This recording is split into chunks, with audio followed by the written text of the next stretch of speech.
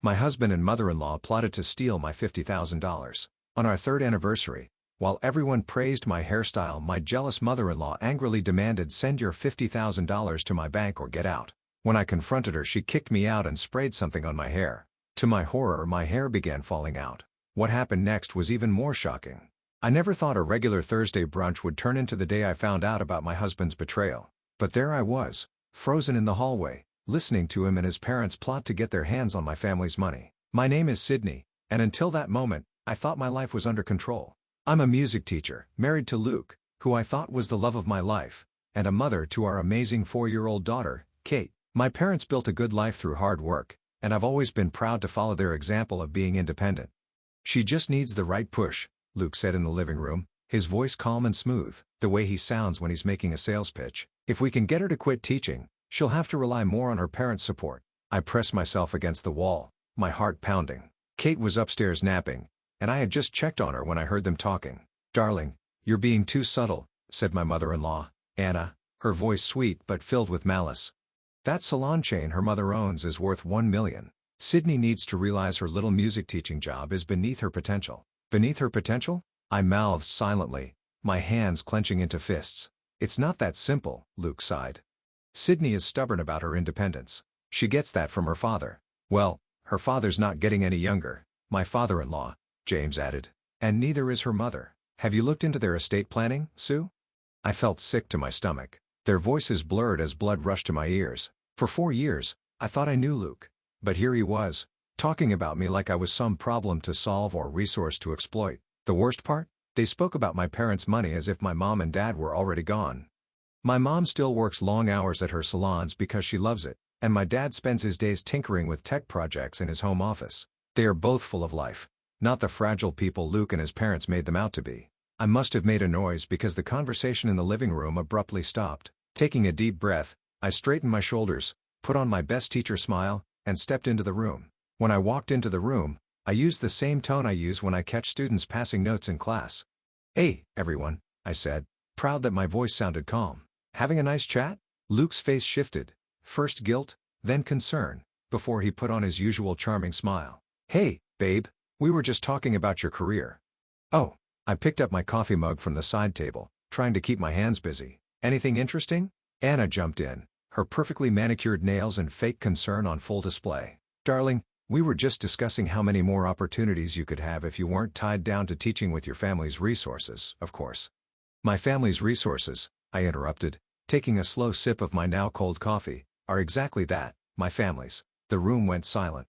Luke shifted uncomfortably in his seat, the familiar crease forming between his eyebrows, the one that always appeared when something wasn't going his way. "Sydney," he started, but I cut him off with a sharp look. "I think I need some air," I said, setting my mug down carefully, even though my hands were trembling. "Would you mind watching Kate for a bit? I just need to clear my head." I grabbed my keys and headed for the door. As I passed the hallway mirror, I caught a glimpse of my reflection. I looked the same as I had that morning, but everything had changed. The woman staring back at me now knew her marriage might be built on lies, and she was already figuring out what to do about it. 2 weeks later, I found myself sitting at my parents' dining table, watching my mom arrange flowers as if everything in the world was still fine. I hadn't told them what I'd overheard yet. "How do you tell your parents that their son-in-law sees them as nothing more than a walking investment plan?" "You're quieter than usual," Mom said, trimming a flower stem with her usual steady hands. "Is everything okay with Kate?" "Kate's perfect," I replied, managing a small smile. "She's with Luke at his parents' house." Mom's hands paused for a moment. "Anna and James," she said, her tone cool. The way she said their names told me everything. I needed to hear my mom's thoughts about my in-laws. I should have trusted her instincts 4 years ago. "They're hosting a dinner tonight," I said, tracing the wood grain of the table with my finger. "Something about a new business venture." Dad looked up from his tablet, his engineer's mind already working. "What kind of venture?" "I'm not sure yet, but they specifically asked for you and Mom to join us." "Did they now?" Mom's voice had a sharp edge, the same tone she used when dealing with difficult suppliers for her salon chain. "How interesting." Before I could say more, the doorbell rang. My stomach sank when I saw Luke through the window, arriving early with his parents. Kate wasn't with them. "Where's Kate?" I asked as they walked in. "The nanny's watching her," Luke said smoothly, kissing my cheek. "We thought it'd be better to discuss business without distractions." I caught the look that passed between my parents. They had always supported my choice to keep teaching after Kate was born. Unlike Anna, who called it playing at having a career. Dinner turned into a masterclass in passive-aggressive behavior. Anna complimented my mom's cooking but hinted that she must be too busy with her little salons to cook often. James kept steering the conversation toward retirement planning, while Luke wore his salesman smile, watching everyone like he was waiting for the right moment to make his pitch. "So," Luke said finally, setting down his wineglass, "we wanted to talk about an exciting opportunity." "Here it comes," I thought. "There's this incredible property development project," he continued, "in a prime location. Guaranteed returns, but we need initial investors." Dodd's expression stayed neutral, but I noticed his hand tighten around his fork. "And you're bringing this to us because family should help family," Anna cut in with her overly sweet tone. "With your resources, it would be a shame not to." "Our resources," my mom said, cutting her off, "are already committed to expanding the salon chain. We're opening 3 new locations next month." I saw Luke's face fall slightly before he quickly recovered. "Surely some diversification would be wise, Ariane," he said. "Your business is doing well, but property development could offer much better returns. Better returns than the business I built from nothing." Mom's voice was cold, sharp enough to cut through the room. "The business that paid for Sydney's college without a single dollar of debt." "That's not what Luke meant," Anna said quickly, her voice sugary sweet. "We just think." "I know exactly what you think," I interrupted, surprising even myself with how calm I sounded. "You think my parents' money is your safety net. You think my mother's business is just a stepping stone to something better. You think I should quit my job and let my husband take over the finances." The room went silent. Luke stared at me, his charm fading to reveal something colder, darker underneath. "Have you been eavesdropping on private conversations?" he asked, his voice low. "Private conversations about my family's money?" I stood, the sound of my chair scraping against the floor breaking the tense quiet. "Yes, I heard everything last Thursday, and I've been watching you ever since, waiting to see if you'd come clean. But instead, you brought your parents here to pitch the scheme." "Sydney," Luke started, but my father cut him off. "I think it's time for all of you to leave," Dad said quietly. His calm voice carried more weight than any loud argument. Luke lingered in the doorway after his parents stepped outside. "We'll talk about this at home." "No, we won't," I replied firmly. "Because I'm staying here tonight with my daughter." "You can't just." I shut the door before he could finish. After they left, I sat on the couch between my parents, feeling like a little girl again. But this time, the monster wasn't under my bed. It was the man who wore my wedding ring. "I'm so sorry," I whispered. Mom squeezed my hand gently. "Don't be sorry. Be smart." In that moment, I knew exactly what I needed to do next. I never expected to become a detective in my own marriage, but there I was, sitting in the dark at midnight, scrolling through Luke's laptop while he slept upstairs. The house was silent except for the soft tongue of the heater and the pounding of my heart. What started as a gut feeling had led me here. His password was still Kate's birthday, a detail that should have been sweet but now felt like another calculated move. My hands trembled as I opened folder after folder, each one unraveling a story I didn't want to read. "Oh, God," I whispered, staring at a bank statement. The numbers didn't lie. Luke had been bleeding money for months, failed investments, secret credit cards, hidden loans. Piece by piece, the truth came together, and I wished I hadn't started looking at all. I never knew the full extent of Luke's schemes until I saw an email thread with his parents. They were discussing ways to access my mom's business accounts. The sight of it made my stomach turn. The floor creaked behind me. "Find what you're looking for?" Luke's voice startled me. I spun around to see him standing in the doorway, half hidden in the shadows. He didn't look angry. Worse, he looked calculating. "How long have you been planning to steal from my mom's business?" I asked, keeping my voice steady even though my hands were shaking. "Steal is such an ugly word," he said, stepping into the room and running a hand through his messy hair. "I'd call it redistributing family resources." "Family resources?" I laughed, but there was no humor in it. "You mean the business my mom built from nothing? The one she worked 21-hour days for? The one that could save us?" He slammed his hand on the desk, making me jump. "Do you know what it's like living in the shadow of your family's success? Having everyone compare me to your dad?" "So this is about your ego?" I asked sharply. "This is about survival," he snapped, leaning closer. His charm was gone, replaced by something colder. "I'm drowning here, Sydney. The property development deal fell apart. I owe people money." "How much?" I asked, my voice barely above a whisper. "More than you want to know," he said bitterly. I stood up slowly, putting some distance between us. "And you thought the solution was to steal from my mom?" "I thought the solution was to use available resources." "Stop." I cut him off, holding up my hand. "Just stop. For once, no sales pitch. Be honest." Something in his expression cracked, his mask slipping for a moment. "Fine. You want honesty? I'm broke. Everything I built is gone. And your parents? They're sitting on a fortune while I'm drowning. They worked for that fortune, I said firmly. And I worked too, he yelled, his voice rising enough to make me glance at the ceiling, worried about waking Kate. But nothing I do is ever enough. Not for them. Not for my parents. Not for you. Don't you dare make this about me, I hissed, stepping closer. I loved you. I supported you. I never once asked you about money. Exactly, he said with a bitter laugh. You never had to ask about money. You've always had it as a safety net. Must be nice. I turned back to the laptop, opening my email and forwarding everything I'd found to myself. Luke watched me, his jaw tightening. What are you doing? He asked. Protecting my family, I said, meeting his eyes. You have 14 hours to tell my parents everything, or I will. And trust me, you'd rather it come from you. You're bluffing, he said, narrowing his eyes. Try me. I grabbed my phone and headed for the stairs. I'm getting Kate. He caught my arm. It's the middle of the night. Let go of me, I said, my voice cold. Or the first call I make won't be to my parents. It'll be to the police. His hand dropped. I packed a bag for Kate while Luke paced downstairs, making hushed, angry phone calls. I knew he was talking to his parents, probably trying to figure out how to control the situation. Let him try. 30 minutes later, I was strapping a sleepy Kate into her car seat. Luke stood in the doorway, watching us. This isn't over, he said. You're right, I replied, starting the car. It's just beginning. As I drove through the quiet, dark streets toward my parents' house, Kate dozed in the back seat. I glanced at her in the rearview mirror, so innocent, so unaware of how her world was about to change. My grip on the steering wheel tightened as my determination grew. Luke was right about one thing. This wasn't over. But he had no idea what I was prepared to do next. They say bad news comes in threes. I never imagined all three would hit me in a single day. The first blow came at dawn. My lawyer called to tell me Luke had already taken half the money from our savings account. It was legal since the account was in both our names, but it was a crushing blow nonetheless. I sat in my parents' guest room, staring at my phone, my hands shaking as Kate slept peacefully beside me. The second hit came at noon. Mom collapsed at one of her salons. A stroke, the doctor explained in a cold, sterile hospital hallway. She's stable, but the next 72 hours are critical.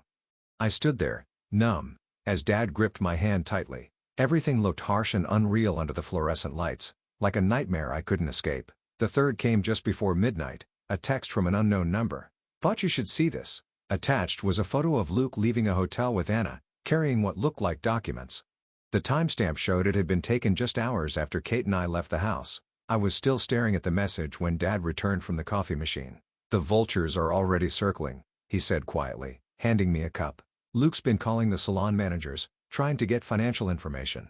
How did you find out? I asked, my voice barely above a whisper. Amber called, he said, sitting heavily in the plastic chair next to me. She's worked with your mom for 16 years. She knows something's wrong. I nodded, unable to speak. Through the window into Mom's room, I saw her lying there, looking smaller and more fragile than I'd ever seen her. The woman who taught me to be strong and independent couldn't even breathe on her own. Dad, I started, but my voice broke. I know, he said softly, pulling out his tablet. Let's get to work. I recognize this from Amber's office, Dad said, his fingers flying over his tablet screen. Your mother and I have been expecting something like this. Not exactly this, but we knew it was a possibility. What do you mean? I asked, confused. We've seen the way Luke and his parents look at what we've built, like it's their backup plan. He entered a password and continued, your mother made some changes last month. She transferred majority control of the salons to you. The coffee cup nearly slipped from my hand.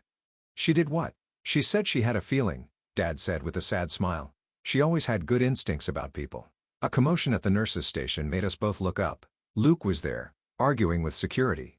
Anna stood behind him, looking polished and predatory as always. Sir, only family is allowed, the guard said firmly. I am family, Luke snapped, his voice echoing down the hall. That's my mother-in-law in there. I stood up without thinking, my body moving before my mind could catch up. Dad, grab my arm. Let security handle it. No, I said, handing him my coffee. I need to end this now. Luke spotted me and immediately turned on his fake concern. Sydney, baby, I've been so worried. Save it, I interrupted, stopping just out of his reach. I saw the hotel photos. His face flickered with surprise, then hardened into indignation. You're having me followed? Apparently, someone else is, I replied, glancing at Anna. She looked uncomfortable for the first time. What documents were you reviewing with your mother at the Grand Hotel? That's private business, he said stiffly. Nothing about my family's business is private to you anymore, I said, stepping closer and lowering my voice. You have one chance to walk away with your dignity. Leave now, or I'll send everything I found on your laptop to every investor you've ever worked with. Anna grabbed his arm. Luke, let's go. But he shook her off, his mask cracking. You think you can threaten me? I know things too, things about your father's tech patents. About? About what? Dad's calm, steady voice cut through the tension as he stepped up beside me. Please, Luke, enlighten us about my business. I'm very interested to hear what you think you know. The security guard stepped closer. Sir, I'm going to need you to leave. For a moment, I thought Luke might argue or even lash out, but then his shoulders slumped, and I saw him for what he truly was, a scared little boy, drowning in lies, pretending to be a businessman. This isn't over, he muttered, but the threat sounded weak, hollow. Actually, it is, I replied, turning back toward Mom's room. My lawyer will contact you tomorrow. As security escorted them out, I heard Anna hissing at Luke, but I didn't bother listening. I had more important things to focus on. Like protecting what my mom had worked so hard to build, like being the daughter she always believed I could be, and like making sure the people who tried to tear my family apart never got another chance. The salon mirrors reflected my mom's empty office chair as I sifted through the chaos Luke had left behind. Just 4 days after her stroke, and I was already finding holes in the business accounts, small ones at first, then bigger ones. It was like a trail of breadcrumbs leading to something much worse. Miss Sydney, Amber, our head stylist said, appearing in the doorway, they're here again. I didn't need to ask who they were. Through the glass walls, I could see Anna and James sitting in the waiting area. They were dressed like they were heading to a board meeting, not a beauty salon. Send them in, I said, keeping my eyes on the computer screen. I let them wait while I finished reviewing another suspicious transaction. Sydney, darling, Anna greeted, her strong perfume reaching me before she did. We've been trying to get in touch with you. I've been busy discovering what your son did to my mom's business, I said without looking up. Then, I finally met her gaze. Would you like to explain these transfer authorizations? The ones with your signature on them? James shifted in his seat, looking uneasy. Now, Sydney, business is complicated. Theft usually is, I interrupted, turning the screen toward them. Did you think no one would notice? That my mom would just brush it off as a family favor? Your mother understood the importance of family, Anna said sharply. Unlike you, it seems. I laughed, but it sounded hollow even to me. Family? Is that what you're calling embezzlement these days? We prefer to think of it as a temporary reallocation, James said, pulling out a folder. Actually, we have a proposal that could solve everyone's problems. The only problem I have, I said, glaring at them, is sitting right in front of me. Anna leaned forward, her expensive bracelet catching the light. Your mom is in the hospital, Sydney. The business needs strong leadership. Luke has the experience Luke has experience stealing from it, I snapped, standing up so quickly that my chair rolled back. And now I know you helped him. Be reasonable, James said, trying to sound calm. We can make this all go away. Sign over controlling interest to Luke, and we'll forget about pressing charges for the irregularities we found in your father's tech patents. My blood went cold. What irregularities? Anna smiled, her teeth gleaming like a predator's. Let's just say Luke did his homework. It would be such a shame if the patent office received an anonymous tip about your father's early development processes. The pieces clicked into place. Luke's late nights, his sudden interest in Dad's old projects. They've been planning this for months. Get out, I said, my voice steady despite the anger boiling inside me. Think about Kate, Anna said, her voice dripping with fake concern. Think about her future. Imagine what a messy legal battle would do to her. Something inside me snapped. I picked up my mom's heavy glass paperweight, turning it over in my hands. You know what my mom told me about building her business? She said, sometimes you have to break things to make them stronger. I brought the paperweight down hard on the corner of the desk, cracking the glass surface. Both Anna and James jumped. That was your first warning, I said, setting the paperweight down gently. Here's your second. I have copies of everything, every transfer, every forged signature, every so-called reallocation. One phone call, and it all goes to the FBI. You wouldn't, James stammered. Think about Luke, Anna added. I am thinking about Luke, I said coldly. I'm thinking about how good he'll look in orange. I walked to the door and held it open. You have 26 hours to return every penny, or I start making calls. And if you ever mention my daughter again, the only way you'll see her is through the glass in a prison visiting room. They scurried out like rats. Moments later, Amber appeared in the doorway with a cup of tea. Your mom would be proud, she said softly. I looked down at the cracked desk, thinking of my mom lying in her hospital bed, my dad poring over old patents, and Kate asking why she couldn't go home. No, I said, picking up my phone. Not yet. But she will be. I dial my lawyer's number, watching Anna and James hurry to their car through the salon's windows. They thought they could use my family against me? Fine. It was time to show them exactly what kind of woman my mom had raised. It was time to make them regret ever hearing the name Sydney. The divorce papers sat untouched on Luke's desk as he paced his office like a trapped animal. I had chosen my timing carefully, after hours, when his staff had left, but before he could slip away to whatever hotel he was hiding at these days. "You can't be serious," he said, picking up the papers and then dropping them like they were on fire. "After everything we've built?" "You mean after everything you've stolen?" I said, staying on my feet and keeping the desk between us. "The salon accounts, my dad's patents, our savings. I was trying to save us," he shouted, slamming his hands on the desk. "Your parents have been holding us back, controlling everything with their money. The only one trying to control anything is you," I said, shoving the papers closer to him. "Sign them." He let out a harsh laugh, the sound making me flinch. "Or what? You'll run to Daddy? Have him sue me? Go ahead.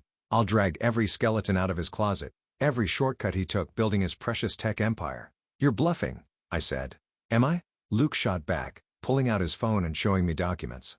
"I'd never seen those before," I said, my voice trembling. "Your father wasn't as clean as you think," Luke said smugly. "Want to know how many corners he cut? How many people he stepped on?" My hands started to shake.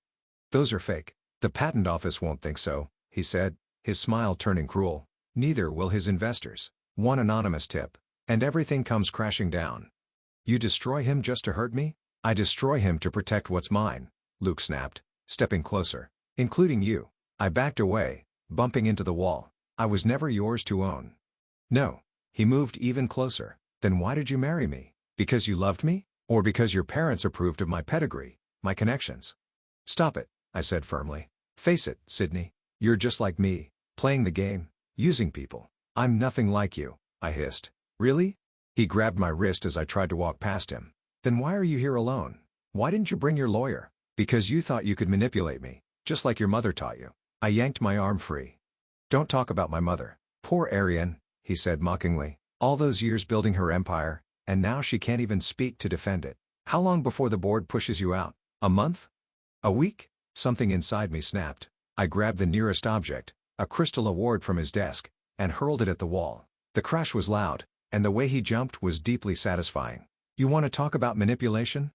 I shouted, my voice shaking with anger. "Let's talk about how you and your parents planned this from the start. How you married me for my family's money. How you—" The office door opened, and Anna walked in, perfectly composed despite the chaos. "I thought I heard voices," she said smoothly, glancing at the shattered crystal. "Having a disagreement? Get out," I spat. "I'm afraid I can't do that," she said, holding up her phone. "Not when I have such interesting security footage of you assaulting my son." My blood ran cold. "What are you talking about?" "Throwing things. Threatening him," she said, clicking her tongue like I was a misbehaving child. "Not very maternal behavior. I wonder what a judge would think about Kate's safety with such an unstable mother." The room spun. They'd planned this too. The confrontation, the security footage, everything. "You wouldn't dare use my daughter against me," I said, my voice cracking. "Try us," Luke said, his tone soft but dangerous. "Sign over your controlling interest in the salons, and we'll forget this happened. Fight us, and you'll lose everything: your business, your father's reputation, and Kate." I looked at them, mother and son, so alike in their cold, calculated cruelty. All my careful plans, all the evidence I had of their theft felt worthless if they could make me look unstable and dangerous. "I'll give you 26 hours to decide," Anna said, like she was doing me a favor. "Choose wisely." They left me there, surrounded by shattered crystal and broken dreams. My phone buzzed, a text from Dad about Mom's worsening condition, another from my lawyer warning me about Luke's countersuit. I slid down the wall,